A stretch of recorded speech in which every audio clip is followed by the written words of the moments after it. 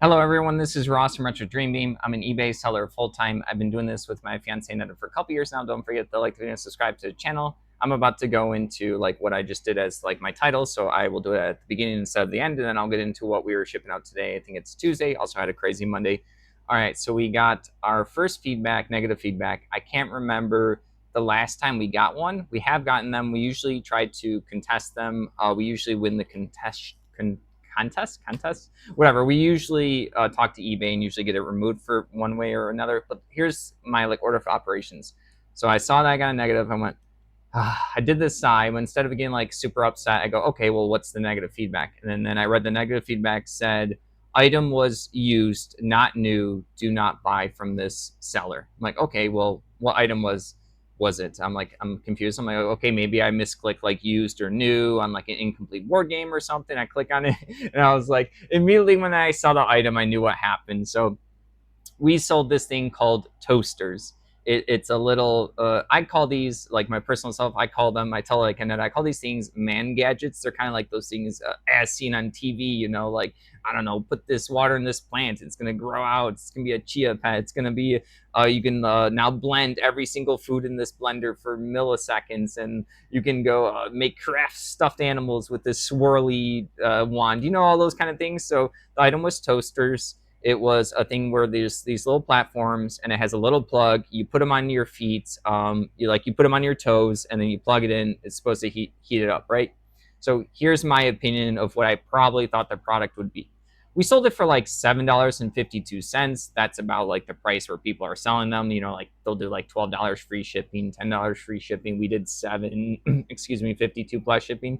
So in my mind, this is probably how that gadget works, right? It's a cheaper gadget. You probably put it on your toes. You probably plug it in. It probably heats up a little bit, right? It's not going to be like one of these things that's going to like you're not going to want it in like the winter. It's not going to really like give you like a crazy heated toe situation. So okay, so that was step one. See what the issue was. I'm like, okay, well, in my mind, the person probably opened it up, put it on, probably wasn't working in how they thought it would work, right? They probably wanted to like blast their toes and make it nice and toasty, and it probably wasn't working that well. And they probably thought it was used and not new because it wasn't working in the way they thought it was. So in my mind, I'm like, okay, so I will contest this, right?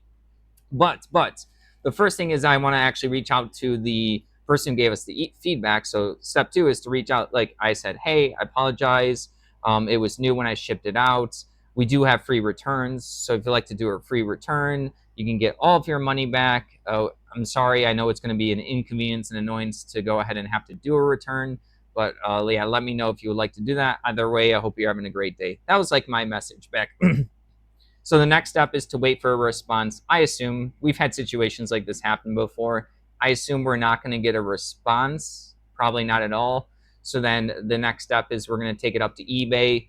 Anetta is usually the one that does all of like the back end work for like the customer service. She's probably going to reach out and explain that we had a new item, we offered a return. You can see from our pictures, you can see the feedback that the buyer left. You can see that the buyer did not respond to us.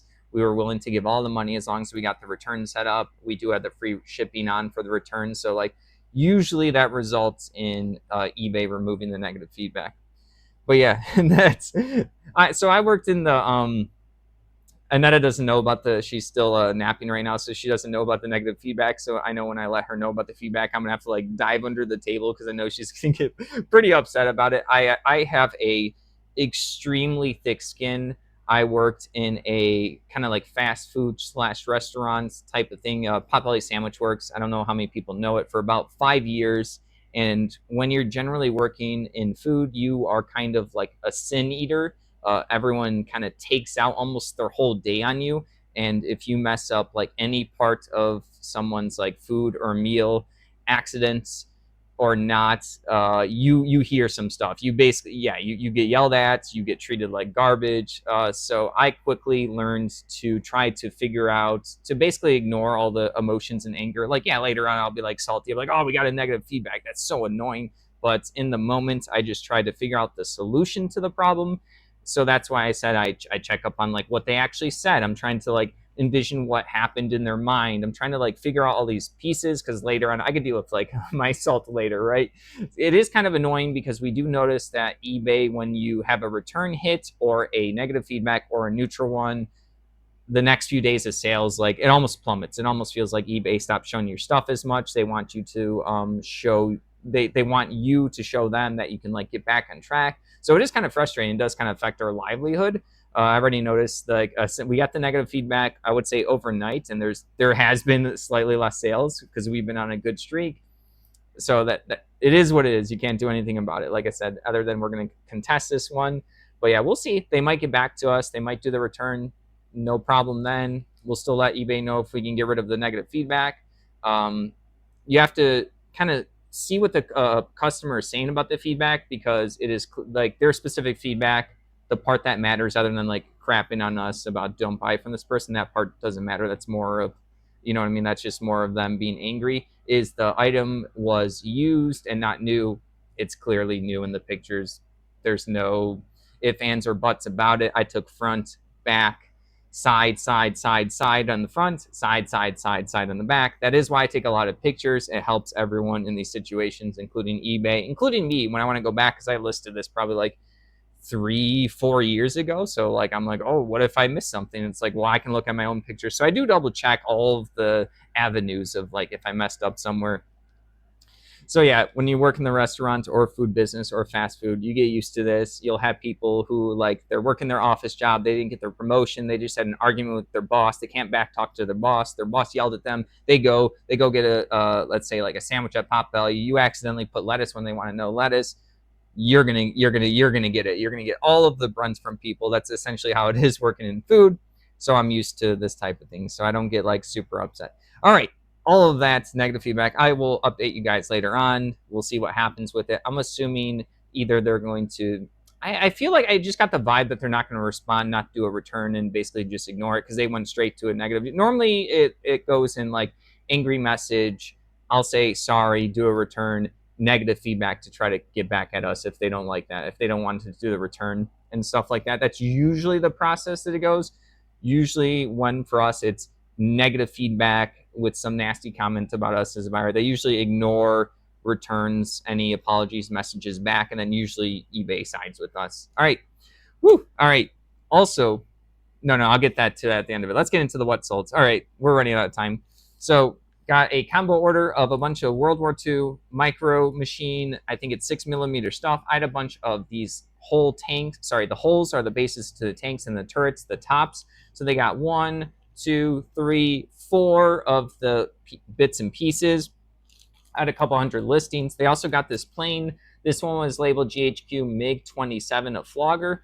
I don't know if it was the same person, but someone messaged me that this was labeled incorrectly, and I was like looking it up, and I'm like, well, the previous owner had it labeled. I was like, can you let me know why you think it's another plane? They never got back to me. This person spent $33.50, so it's been pretty good selling these combo orders for these micro machine stuff, even when I could not identify them. If you see my listings, it kind of just says like lot of, or like not a lot of, it'll be like 8 World War II micro armor metal miniature whole tank vehicle bases, right? Up to 80 characters I got. I wish I had a little bit more characters to like explain a little bit more about it, but that's all I get on eBay for like the title. And then I've been selling them even without saying like this is a Panther, whatever. This is I'm not good with identifying the vehicles and stuff, especially when they were bits and pieces. I would probably do better selling them if I could. All right. Next up is this interesting thing that sold. It was partially broken. This is a custom sci-fi like spaceship thing. Really interesting. It was handcrafted. I'm not sure what they made it for. It kind of maybe looks like they did Warhammer 40K, because I think I see like the eagle spread. I think I've seen that in 40K before. I've never played, but I can tell that this part right here was like a shampoo bottle. I can just tell by like feeling it in the shape. And then they like custom. This whole thing is just like custom made from like household stuff. It looks like there is this little like jet part that got broken off. I am including it. I did picture that in the pictures, and then there was like another little piece that like needed to be have a quick glue. I mentioned all that, but it's a cool custom crafted thing. I'm not sure what it's supposed to be, so maybe the person just liked it. I put like custom, I think, in the listing, $20 for that. So that was awesome. I didn't know if that would sell because it was partially broken. Easy probably for the person to repair it. and also because like it was made from like a shampoo bottle or something like that. You could just sell it. So I thought that was just an interesting thing that I found, and it's going to be interesting that someone liked it and purchased it. It's cool. It's like a handcrafted item basically. All right, moving along, we have this Boyd's bear right here. Don't get too many stuffed animals these days. And I used to grab these really cheap. I would say 2020, 2021, maybe early 2022. There are periods where like plushies and stuffed animals get popular, and then they stop, and then they get popular again. So like we'll have little spurts of them selling. I don't know how many listings of plushies I have right now. I want to say between 50 to 100, and then I still probably have like 30 or so to list. They're kind of like bigger ones, so they're just like a problem because they're bigger, so shipping's gonna be more expensive. All right, $10.50 for this. It's a bear with like a Halloween outfit. People love Halloween. Cute little trick or treat bag. People are gonna like that just because it's like adorable one. All right, moving along, Halloween stuff. Holly just does well. Dystopian Worlds, Republic of France. A little booklet here for a military game. I think this is not going to be like this is going to be fiction, but here's all like the little stats for all the little like ships and stuff in this type of game. I don't think I've ever gotten the miniatures for this game, but it'll be really interesting when I do because I'm always selling like the little books or booklets. This was probably in like a starter sets or something like that, $15.59. I don't know about its popularity. It's probably lower compared to Flames of War, Bolt Action, World War II Micro Armor. There's a lot of like military games. I'm still kind of piecing it together, even though I sell a bunch of stuff. Piecing like the tier list for people in my head of like how often do I sell these things versus like how often does someone pick up something else.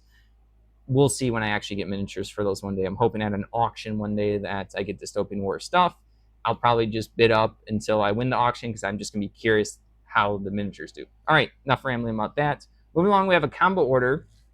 This one was interesting because it's like two different types of things. We have the strategic space combat run, Ravens Run, also some kind of sci-fi miniature game booklet. I think it's either that or RPG. Does this say here? I don't.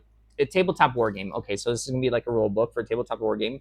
I think I had this listed for 10. They offered 5. I normally don't take $5 for something. I would want like 650, 750, 850 or something on something I've listed for 10. But they were doing a combo order and they got specifically this. These are Arsenal cards. Arsenal, what was it called? Arsenal Arena. I don't know anything about this. On the back, it says printed in the USA and it has sci-fi and stuff on the front.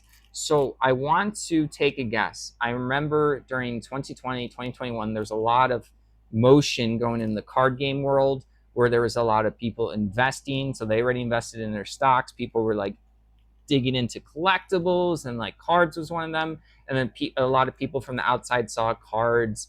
Like Pokemon was probably the biggest one. Sports cards were also huge. Magic was kind of okay during 2021. Stuff like that. People saw these like card games exploding, so a lot of people went on Kickstarter to create their own games. But these Kickstarters usually take like 6 months, a year or two to actually like land into people, to go from like a concept in someone's mind to the Kickstarter page that they create, to they get the funding, they pay all the printers in various different countries to eventually get the product to ship it out. That takes a long time. So I think when these card games started landing, people were already past that because it was 2023, 2024. People could go outside and stuff like that. So like all of this, like a lot of card games, I think from that Kickstarter era ended up not being as popular as they were when they were a concept and people were purchasing the stuff at the time. I hope that makes sense.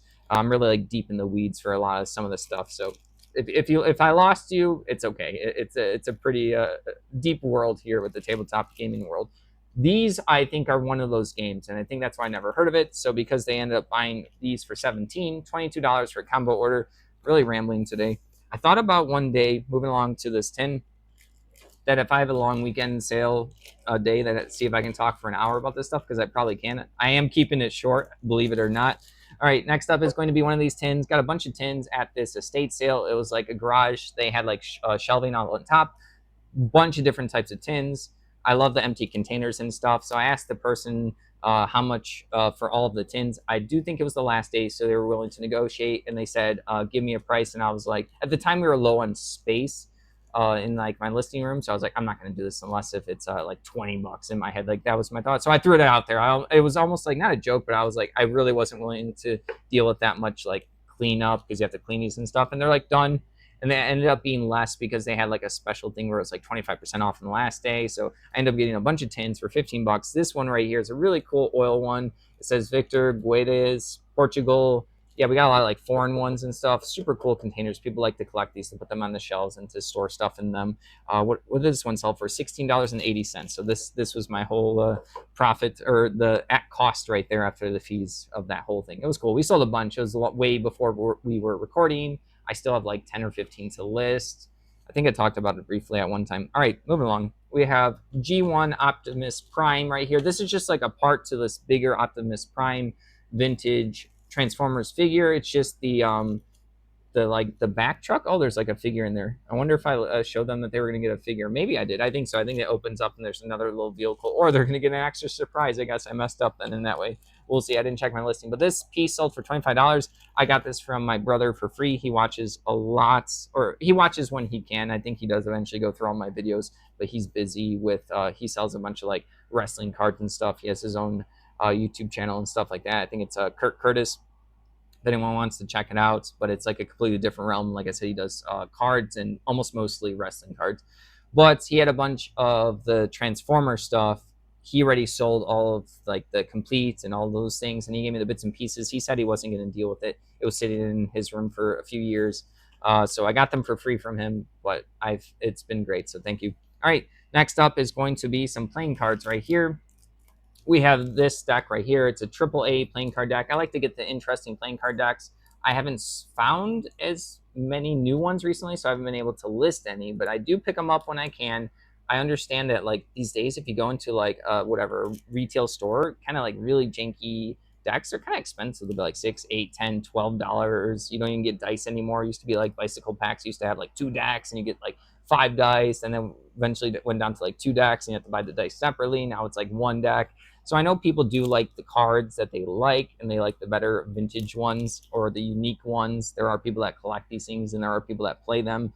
When you play cards, they're kind of like a consumable. They'll get dirty. You have to pick up new ones. If you like the certain brand, people pick it up. I just thought, I was like, oh, AAA. I was like, I haven't seen that before. This is just like a red-backed playing card deck, but by a specific company. This sold for $7.50. It's not crazy for like money, right, of what I just sold, but it's still pretty good because I usually get these cheap or in bulk or in batches, or I'll cherry pick specific ones. I usually want to spend like a quarter or something on them. I have had decks sell for more than that. All right, moving along, we have a Funko Pop. I haven't sold one in a while. Seinfeld Jerry. I think I've only watched 1 episode of Seinfeld. I more watched like Cheers, Roseanne, Three's Company, Fresh Prince of Bel Air. I can't think of the other ones. That's just some. That's kind of like the TV I watched when I was like a kid and growing up. So I know people like Seinfeld. Funko Pops are interesting. They're not like, I have to get them really, really cheap for me to want to deal with them. There's a whole realm of them. There's like some kind of like reserve or retirement list where like there's a website where you can see the values of your pop figures. So one person showed me a long time ago, a couple years ago. So it's kind of like in memory decay for me now. So there are some like they keep an eye on which ones are retired and which they won't make anymore. And there's thousands of these. There's just so many. It's just a whole different world. Just doesn't appeal to me. I will pick them up when I get them cheap, but usually it's like I have to get them cheap to want it. And I don't even sell them that often. This one sold for $6, which is pretty good for what I paid for it. I probably have like 50 or so different pops listed. I don't think they're anything like too fancy or anything. And I do get like the open ones. I usually do like lots of a bunch of open ones. I'll look them up to see if they're like worth something. It's usually they're worth like not $10 or less.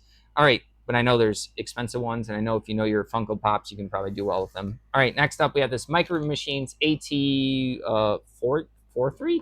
I can't remember. I only watched Star Wars each movie 1 time in a row within 2 days. I watched it probably like over 10 years ago. So yeah, this is Micro Machines. It opens up. I don't think I have any figures with this one, but yeah, got a bunch of Star Wars Micro Machine stuff. I thought it would be worth more when I originally saw it. I was like, ooh, Micro Machines. I know that stuff's like pretty good and collectible. It was still okay. This ended up selling for $16.49. This is probably one of more of the higher end ones. I also sold the Escape Pod with the 8 figures. I think it was because I put 8 figures with it that it sold for more. All right, last up, or I don't know, I forgot to write it. But I sold another lot of 2 of these World War II Micro Armor GHQ. These look like both of the bases for tanks. Different person than these. I'm gonna have to be really careful to make sure that I double check all of my labels, and then I look at, like, actually open up the packs to make sure I'm not shipping the wrong item to the wrong person. I don't know how much these two sold for because I forgot to write it down. I'll put it like a random price, like 12-ish bucks. There you go. That's random. I'll look later, but you guys will already be watching this. And then this last item was an item I could not find yesterday. I was pretty upset that I couldn't find it. A lot of drama today, negative feedback, can't find items, stuff like that. Also running short on time, but that's a whole different story. All right, so these are Hannibal, Rome, and I also forgot to write the full name. I think these are miniatures for a board game. Really well designed miniatures for a board game. I would give these like a good B plus, maybe A minus. I could see someone painting these up really well. These are going to be like the stickers. I think you put these on the base of the miniature, which I was talking about this recently, where not a lot of modern board games have you build up like the board or the figures and stuff like that. Most of the time you just get everything like as it is. But this is weird because this is, I think, a slightly more modern board game, probably in the last 5-10 years, modern in quotations, compared to stuff like a bookcase game that's probably from like the 80s or 90s or 70s. But yeah, I lost this item. It was weird because I had two of these sets at one point. I sold one set last year. I was looking at my emails because trying to figure out where I put this. And I was looking at my emails and I saw that I had repictured. I had a note for myself that when I sell the first one, that I was going to repicture and list another one. I always make a note for myself so when I'm at the storage unit rushing or running low on time, I can read my notes and be like, okay, Ross, you wrote yourself a note to go ahead and make a list a new one. So I listed a new one there. I can tell because of my backdrop. I have like a specific backdrop. I use the lids and stuff at the storage unit. So I'm like, okay, I relisted this, so that means I have to have it. It's not like lost. I must have relisted it and put it in the wrong bin. And I got lucky because I checked all these different bins. I checked all of our old emails to see like what sold that day, what bins I had out in front of me. It was a lot of like, it's work in my email and also just work on the computer before I left there because I knew this was a problem going into today because yesterday it was supposed to be shipped out. Or no, I had one more day to ship it out, but it was bought yesterday. If I found it yesterday, it would have gone with this stuff. All right. So I was, I lost my train of thought. I lost my train of thought. Give me a second, guys. Give me a second. All right. So I was looking, okay, yeah, there you go. I was looking for it in all the boxes it should be. Wasn't there. I just randomly was talking to one of my brothers. We were just talking about like Pokemon. I was just asking about his life, his kid, and stuff like that, all of that stuff. And then as I was just like fiddling through random boxes as I was talking because I was like, okay, I have like 5 minutes before I got to head out, and I'm gonna have to cancel the order, and it's gonna suck. Um, and then as I was just randomly talking to him, found it in a completely random bin, pulled it out. I was like, "Oh, I'm so lucky!" I explained to him like how excited he's like, "Oh, okay, that's that's cool, I guess." I'm like, "No, yeah, dude, you're my good luck charm. You helped me find it." He's like, "I didn't do anything." I'm like, I was like, "Well, yeah, you kind of did because I wouldn't have been fiddling through random boxes. I was just doing it because I had a 5 minute timer. I just wanted to call you for 5 minutes, and then I was literally just gonna walk around randomly in the storage. Super lucky that I found this. So excited for the person. Wasn't their fault, but they're gonna get it. All right, that's everything. Thank you for watching. Don't forget to like the video and subscribe to the channel. Hope everyone learned something today.